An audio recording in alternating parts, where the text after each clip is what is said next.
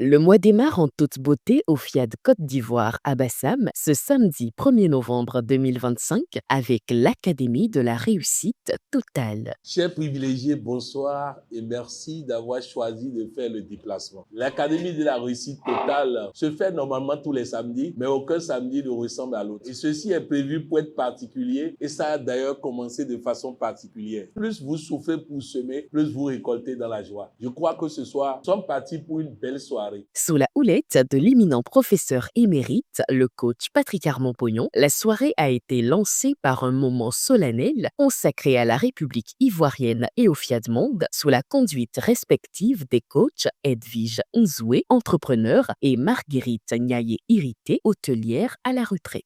Fiers Ivoiriens, le pays nous appelle. Je m'engage à aider chacun de mes amis à sentir ce qu'il a comme potentiel en lui. La personnalité chargée de décréter la bienvenue ce soir a été le coach Yoman Pascal Aka, kinésithérapeute. Au FIAD, personnel étrangère, nous formons une seule famille unie pour le désir de voir les vies transformées par la foi, l'amour et la bienveillance. Chacun avance à son rythme, découvre la puissance de sa parole et apprend à transformer l'hésitation en assurance. Chers invités, recevez les codes divinement choisis à vous édifier sur les différentes thématiques de ce soir. Que cette académie soit un souffle de vie, un moment de dignité.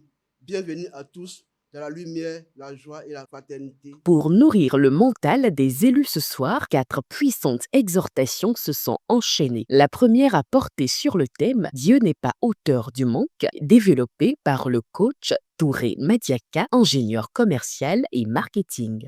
Dieu n'est pas l'auteur du manque. Derrière cette phrase, il y a une vérité qui interroge notre manière de voir la vie. Regardons un instant la création qui nous entoure. Elle est un champ d'abondance. Regardez le ciel. Des milliards d'étoiles y brillent sans compter. L'univers témoigne d'une générosité sans limite et respire la profusion, la diversité.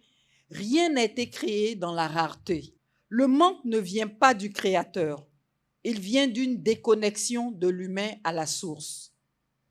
Pour établir cette connexion, nous devons passer par 3 prises de conscience. Savoir que Dieu nous a déjà tout donné. La deuxième, la connexion à la source ouvre les portes de l'abondance. La troisième prise de conscience est de savoir que l'abondance circule quand on a le partage. Chers amis, Dieu n'est pas l'auteur du manque. Il est l'auteur de la vie, de la lumière, de la plénitude. Dieu nous a déjà tout donné.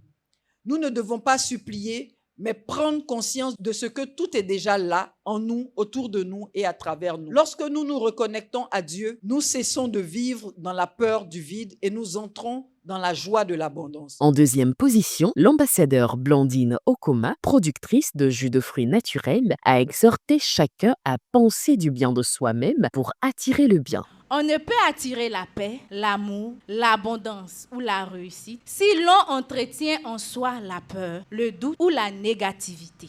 Nos pensées sont des semences invisibles qui produisent notre réalité visible. Lorsque je déclare les paroles de vie de notre credo et de nos logiciels, alors le bien commence à me suivre et à me localiser. Choisissons de nous parler avec douceur. Restons positifs malgré les défis, car Dieu est avec nous. Un enrichissement de cette intervention a été fait par le maître de cérémonie, le coach Patrick Armand-Pognon. L'identité que tu prends ne dépend pas de combien tu as en poche. Et la vie te traite selon l'identité que tu prends. Si tu prends une identité de moins que rien, la vie te traite comme moins que rien. Si tu prends une identité de grand quelqu'un, la vie te traite comme grand quelqu'un.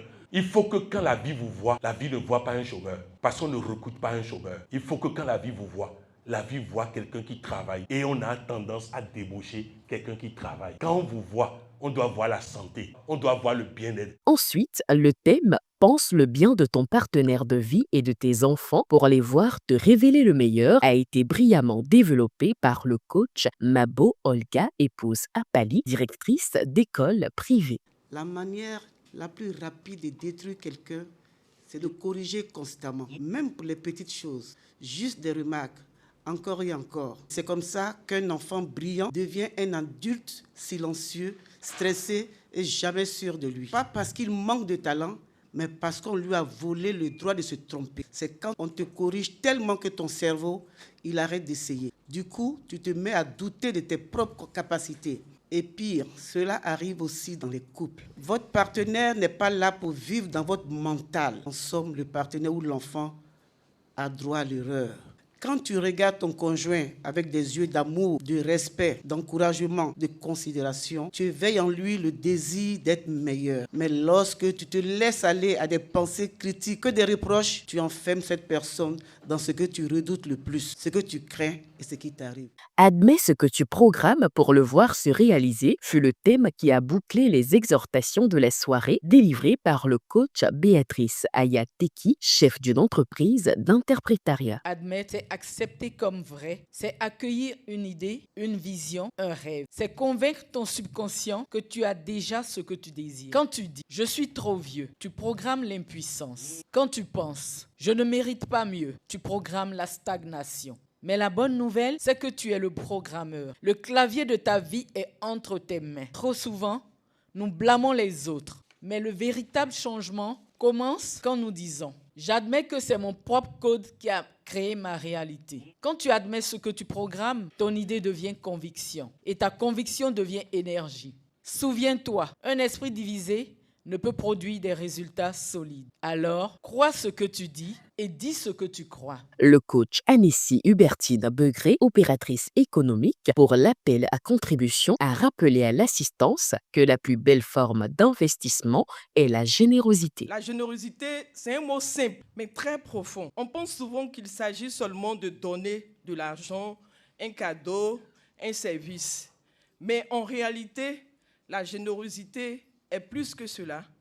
C'est un état d'esprit, c'est une façon de vivre. Être généreux, c'est offrir son temps, son attention, son écoute. Sois généreux. Et lorsque tu sèmes dans la bonne terre, tu récoltes toujours les fruits de tes bonnes actions. Et donc, je voulais dire qu'on se décide d'être généreux en contribuant. Pour booster les vibrations positives de chacun, la parole est revenue au coach Reine Pago, journaliste à Coaching TV. Au dîner de ce soir, les petits plats ont été mis dans les grands pour ravir les papilles des privilégiés. De délicieux apéritifs au whisky pêche et à la Virgin Margarita, une entrée de salade de poulet suivie de 2 plats de résistance, du poisson braisé et du bouzelouf rôti, accompagnés respectivement de pommes de terre sautées aux fines herbes et d'atchiké. En dessert, un gâteau d'anniversaire a été servi pour célébrer les heureux élus de la semaine. Le tout fut arrosé d'eau, de vin, de bière, de sucreries et de jus de fruits naturels. Il faut dire que je suis ravi d'avoir participé à cette académie de la réussite. Ce qui m'a réellement marqué, c'est que je suis quelqu'un qui est soucieux du détail. Pour dire que je fais beaucoup de reproches parce que je suis très minutieux. Et le coach dans son présentation a dit que la meilleure manière de punir quelqu'un, lorsqu'on fait trop de reproches, on pense pouvoir faire une bonne chose, mais au contraire, je prends l'engagement de moins reprocher à mes enfants. Faites ceci, faites cela, de les laisser faire des erreurs et de tirer des raisons eux-mêmes. Ce que tu penses, c'est ce que tu fais. Tout se passe dans la pensée de l'homme. Ce thème m'a vraiment touché ce soir. Je dis merci à Fiat pour tout ce qu'il nous apporte, pour cette transformation qu'il nous donne, qui nous permet de pouvoir nous affirmer dans la vie active. C'est dans cette ambiance de joie, de bonheur et de gratitude que les privilégiés se sont séparés en prenant rendez-vous pour le samedi prochain.